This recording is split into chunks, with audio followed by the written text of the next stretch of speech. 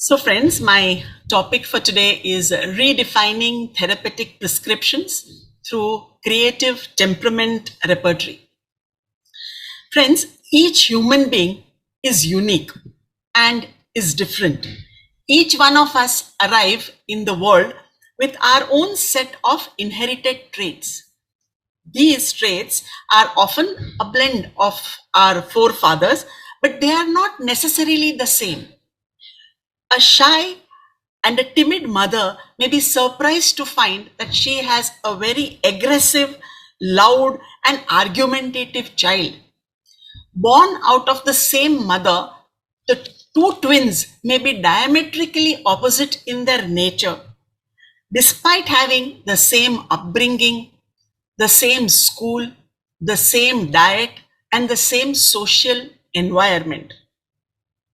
All this tells us that we all are born with a different trait, and these traits or the temperament of the patient is like a thumbprint, and that remains through our lives. Never confuse temperaments with personality. Personality and temperament in an easier way are differentiated by saying, personality is what you are in a boardroom, whereas temperament is what you are in the bathroom, the real you. Temperament is nothing but your own raw material. It is something that makes you you. Supposing we had 4 portraits of Hahnemann, one made out of gold, the other made out of alabaster, the third made out of clay, fourth made out of gold. All of them would be Hahnemann's portraits, but it is the raw material that makes one different from the other. And what we need to trace is the raw material or the real patient, the patient from inside. So, who thought about temperament earlier? In 400 BC, it was Hippocrates who realized that before our physical structure, over and above the fact that we are all physically different, we are also bodily different.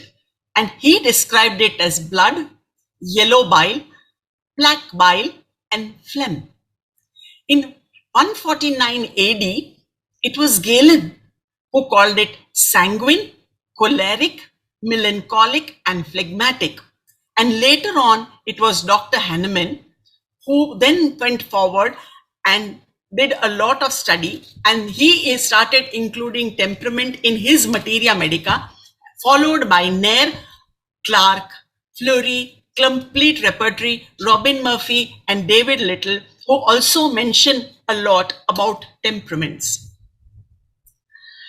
In our college days, I remember that if we wrote under a remedy adapted to persons of a phlegmatic temperament, we would get half mark more. It was a scoring point, but we never understood the meaning of the word phlegmatic at that time. How aptly in Allen's Materia Medica, as you would see, keynotes, we find adapted to persons of indecisive, slow, and phlegmatic temperament. So here itself it is mentioned, if you go through Coffea, if you go through Lachesis, if you go to so many more remedies, you would find the word phlegmatic or choleric mentioned there abundantly. Where then, what does temperament exactly mean?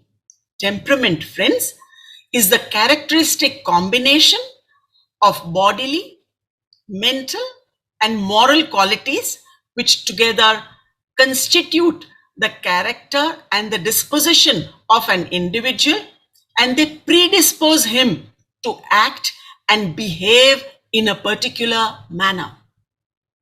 So given the same situation, all of us react differently.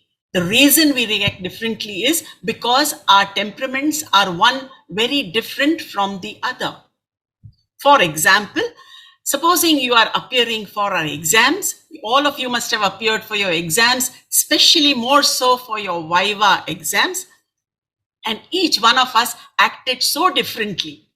For example, if you would have a choleric who's full of confidence, the choleric person will get into the room, he will give his Viva. When he comes out of the room, and if his friends ask him, what is it that sir asked you? He says, well, I taught a thing or two to Sir and came, trying to demonstrate the level of his confidence, though he may not have performed well at all. You may have a phlegmatic who you have to actually say, excuse me, it's your turn. Can you just go in? Because they are so sluggish. They are so slow that it takes a while to pick themselves out to get into the room. You will have the nervous who is busy pacing about in front of the room, going forwards and backwards, biting his nails and wondering what questions would be asked to him. So in this way, given the situation being the same, the way we react to any given common situation, I'll give you some other examples also, will always be one very different from the other. Where does temperament fit in our organon?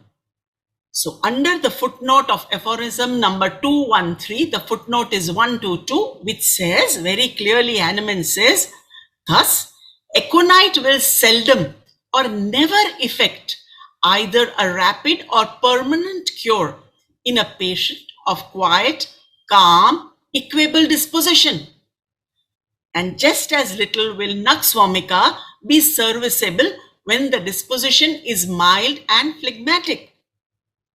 Pulsatilla, where it is happy, gay and obstinate, or ignitia, where it is imperturbable and disposed neither to be waxed nor frightened. So this will tell us very clearly that he was very clear that you cannot give nux to a patient who is essentially very phlegmatic natured. This tells you from his aphorism, you know, that nux cannot be phlegmatic. So in this way, he says, rule out the remedies once you know the temperament of the patient. So when you have 5 remedies in front of you, and then when you have to make a final choice, as a filter, use temperaments because it will make your study a lot more easier. What are the 5 different temperaments? The temperaments are choleric, nervous, phlegmatic, melancholic, and sanguine. Now, initially, Galen has given choleric, phlegmatic, melancholic, and sanguine. And books of psychology, all of them have not specified nervous. I decided to separate nervous because a lot of our materia medica had nervous remedies in it.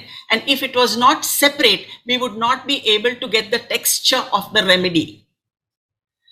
In a very short way, if I had to just diagrammatically put it up, I would say that if I were to describe a choleric is sensitive, sacrificing.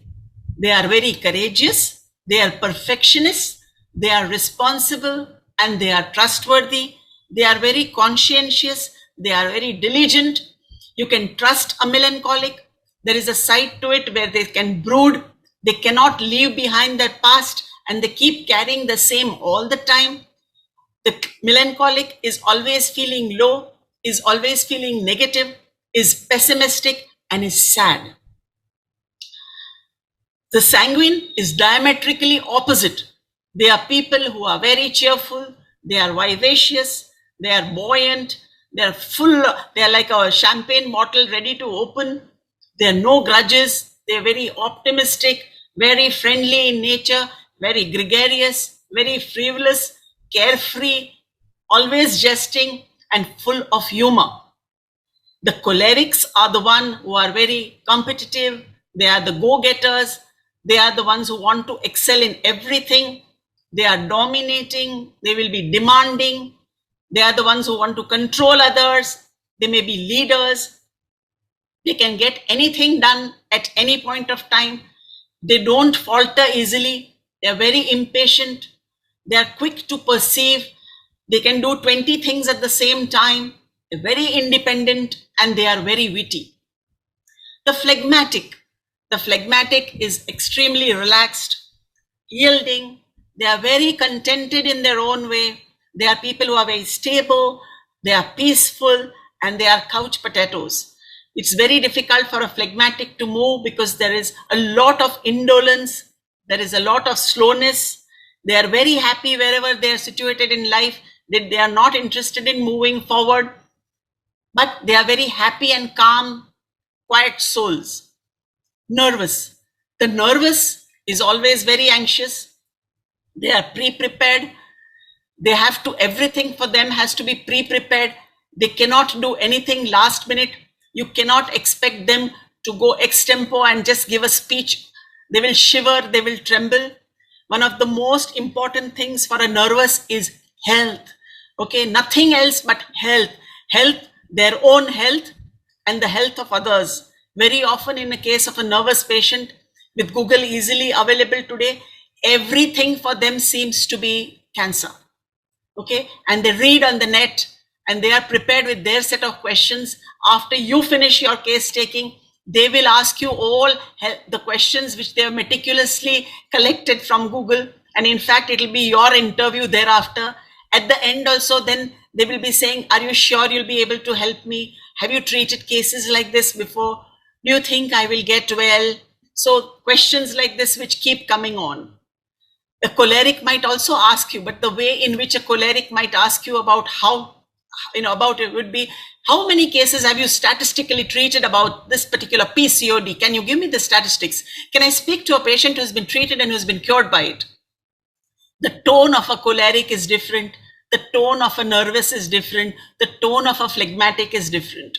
Friends, with each of these that I'm telling you, I have adequate examples to share with you of how anxious means what, health means what, relaxed means what. But today, I don't have the time to explain. So this is just in a nutshell that I'm telling you that this particular temperaments, as you see, in very brief, are explained in this way.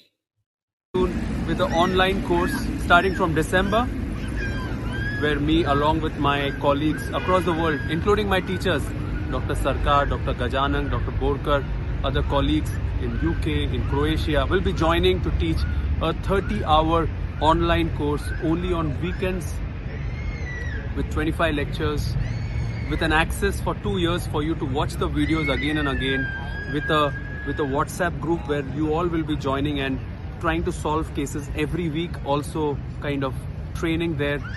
And this course will be starting in December. There is a special close to 25% discount for all you people for the early bird.